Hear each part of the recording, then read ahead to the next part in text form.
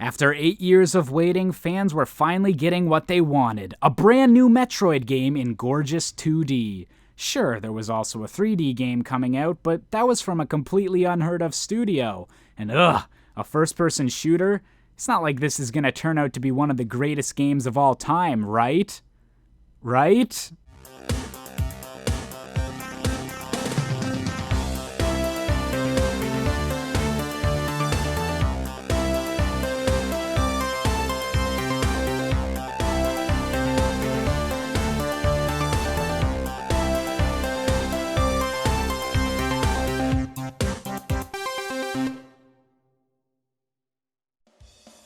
Think of a game, your favorite game. Chances are one of the first things that popped into your head was its opening level, an introduction that you know by heart and that's been engraved into your memory over the years. With how often we've played through the first levels of gaming's many masterpieces, it can sometimes be easy to take their magic for granted and forget just how integral these prologues are to the classics that they kick off. The opening of a game provides you with your very first glimpse into its world, and has to both teach you the mechanics you'll need to survive and provide a launching point for the rest of your experience. You don't get a second chance at a first impression, but few games give a better prologue than the pure confidence of Metroid Prime. Now, the Metroid series has two fundamental building blocks that have been in place from the very beginning: a mixed emphasis of both isolation and exploration, and an emphasis on growth as a hero. The original 3 Metroid games each gave Samus a large, side-scrolling world to explore, instead of using the same system of levels and stages that most platformers utilize. The sense of scale and solitude were enforced by continually needing to go back to previous areas once you had upgraded Samus enough to proceed, as opposed to merely progressing along a straight path. You didn't have any other characters to help you. It was just you against a hostile alien world, slowly becoming more and more powerful as you conquered each subsequent challenge. As the series progressed, however, the game began to incorporate more plot elements, with Super Metroid even directly continuing the story of Metroid 2 and showcasing Ridley as an actual villain as opposed to just a boss character. With each game better designed than the last, Metroid fans had only one question once they'd finally defeated Mother Brain: what comes next?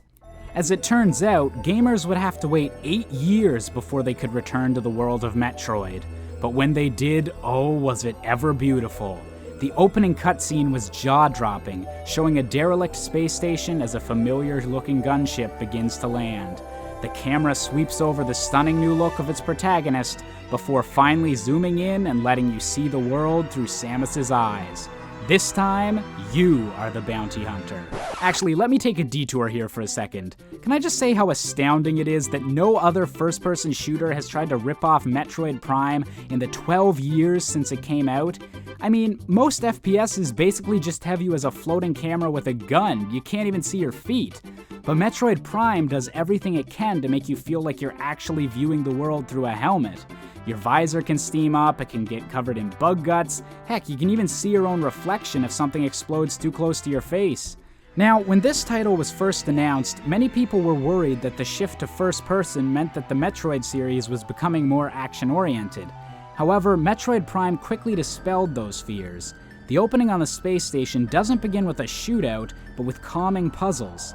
The right trigger, which in any other game would be used to spray bullets everywhere, is in this game used to more freely look around your environment and carefully place your shots. This segment also introduces you to the scanner, an ingenious method to relay information and world building to Samus and the player without breaking the sense of isolation and independence. Man, wouldn't a game where Samus gets barked orders all the time suck? As you progress through the space station, the game teaches you all of Samus's various abilities one by one. Morph Ball, Missile Launcher, Grappling Beam. Samus is practically a human Swiss Army knife. There's no situation you can't overcome. And yet, the game still manages to instill a sense of dread in the player.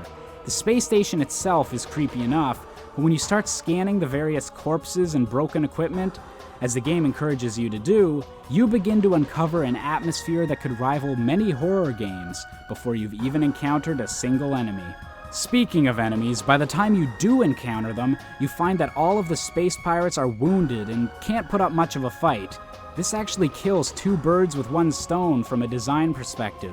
The game is able to teach you the basics of combat without treating the pirates as pushovers, and it also heightens the fear for whatever could have done this to the space station. You see, for many people, Metroid Prime would be their first-person shooter, and the game goes out of its way to make sure you know what you're doing before throwing healthier and healthier enemies at you, until finally, you're involved in heated battles with fully mobile and dangerous space pirates. By the time you finally face the Parasite Queen, you feel like a badass and ready to take on any challenge. That is, until the place starts exploding. A deliberate throwback to the opening of Super Metroid, the space station beginning to tear itself apart is one of gaming's greatest set pieces. At first, it seems like the game is giving you way too much time to escape, and things aren't all that hectic. But through a combination of constant screen-obscuring effects, slow-moving machinery, and the re-emergence of the Metroid series' greatest villain, the game keeps throwing more and more hurdles and frustrating elements in your path. By the time you've nearly escaped, you'll be impatient just to get out in one piece, just like the game wants you to feel. And then...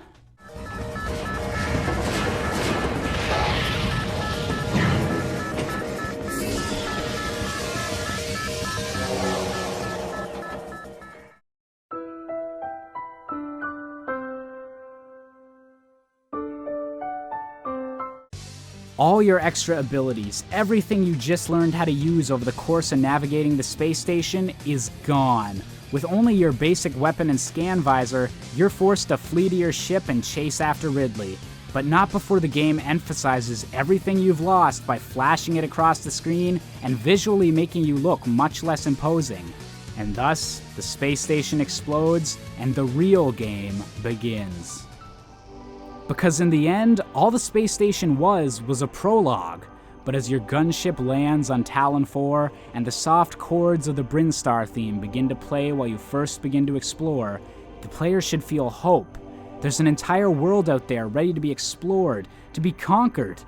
The game has shown you how powerful Samus used to be, and it lets you know that if you work hard enough, you can surpass even those abilities and hunt Ridley down.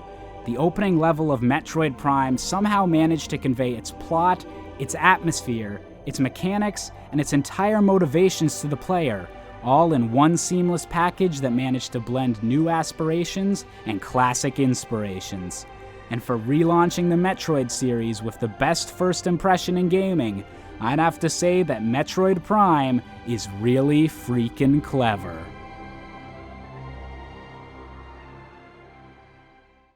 Did you like this video? Then it sounds like a prime time to like, comment, and subscribe. You see what I did there? That was a pun. If you want to follow what I'm up to, why don't you follow me on Twitter, or join the Facebook group, or even check out my live streams on Twitch. And, man, you guys must be glad I finally did a Metroid video.